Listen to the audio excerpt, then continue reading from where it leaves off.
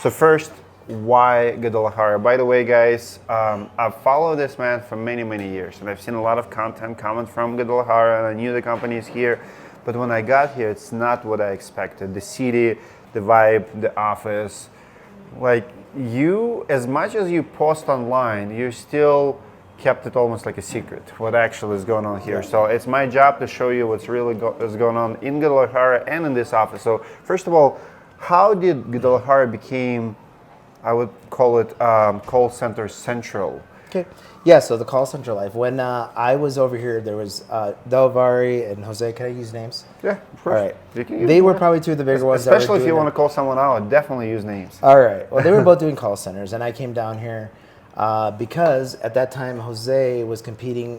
One of the people that bought from me was also buying from Jose. Then he told me and introduced us to, said you guys should work together. They were doing leads way cheaper, which was hurting the market. And I told them, you're going to hurt the market. There's a way to keep a market price. Just like roofers. If you get somebody selling out of the back of their truck, it hurts the market. So I explained to him this, and I decided to come down, work with him, meet him, and told him I'll buy all your leads. Don't sell to anybody, you sell to me, and that's going to be our deal. That's where we started. That was a short trip. It was fun. It was about a week. My bag got stolen. It was what, 2015 or later? 2000. My dad had passed in 13 to 14. Okay. So 14, I came here for that. My bag got stolen from Jose's office. Thanks, Jose, by the way. I'm still waiting for that bag to get returned. My laptop, all my shit, dude. I had it so organized, all gone.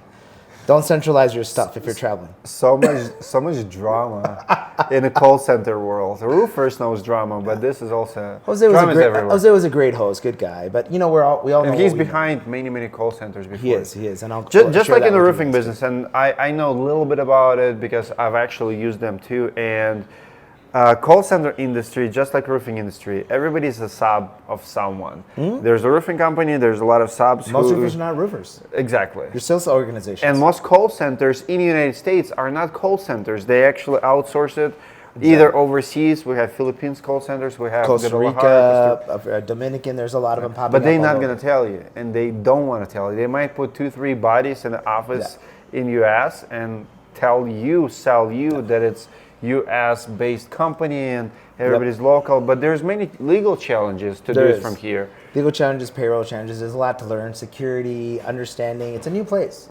Not saying it's good or bad, it's just a new place. It takes time. And by the way, Coke, that is Coke in a wine glass. It's all they have here. So not wine, not drinking alcohol. More comfortable. So yeah, so when I came down, long story short of it was, the next trip I came down to coach them and integrate them into our portal that we had built. That's when I saw the business failure. I saw the turnover. I was like, Jose, why are people leaving? Why are they not happy? Why are they not reliable? So I started giving them solutions. I started saying, let's pay them a little bit more. Let's lock them in. Training is expensive. You've hired sales guys. You know this. Your first 2-3 months, you make nothing on them. They make money. You don't make shit. Sure. It's after that you start making money on them. I just had this conversation with staff. Why Guadalajara though? Why this city? How did it become so attractive to call centers? Because not only in our industry, you told me the Porsche.com just moved here. Yeah. There's call centers for really big companies. A lot of large companies. A lot of your T-Mobile is here, one of the big ones. Comcast is here.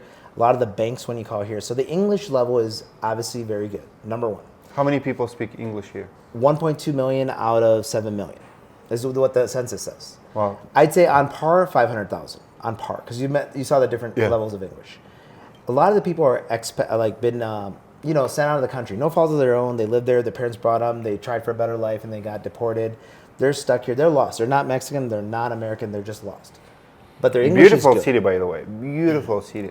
Yeah, the English is good. They speak well. So let's get past that. Infrastructure, your internet, your utilities are good. Safety overall is good.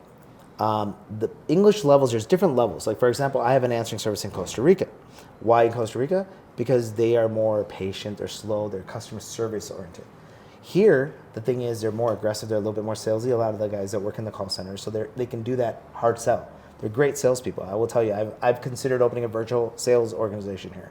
And I would do it here because I know the people here could sell. They're shit talkers, Another thing that happens also is time zone. I lived in Chicago. My kids lived there. They were young.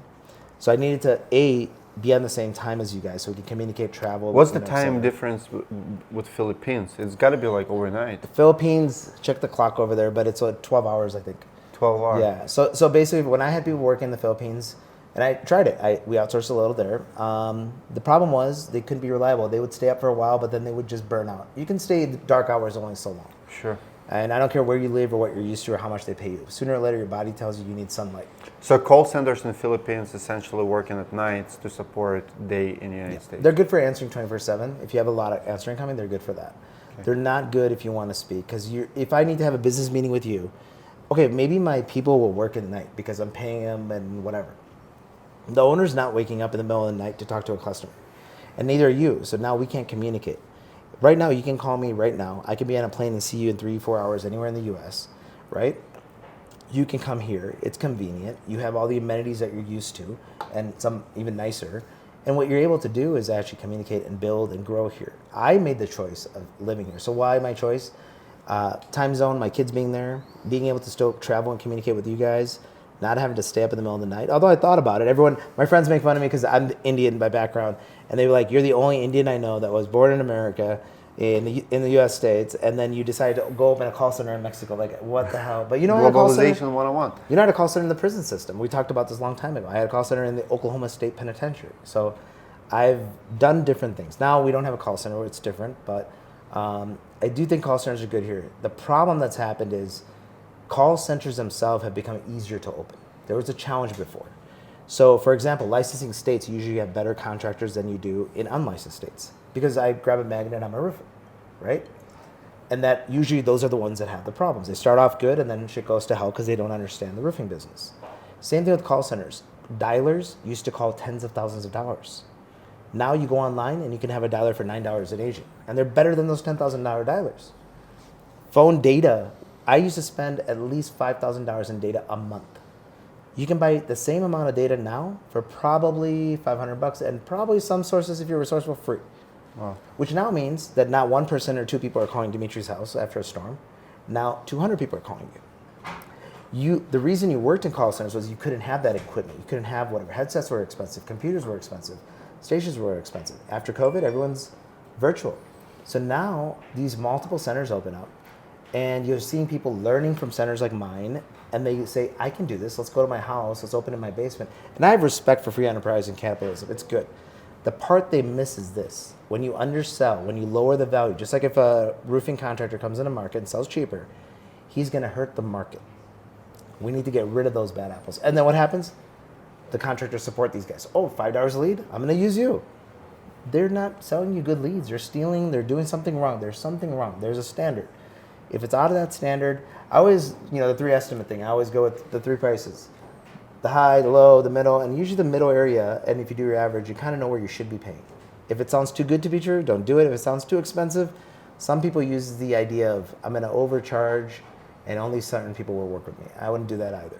Middle.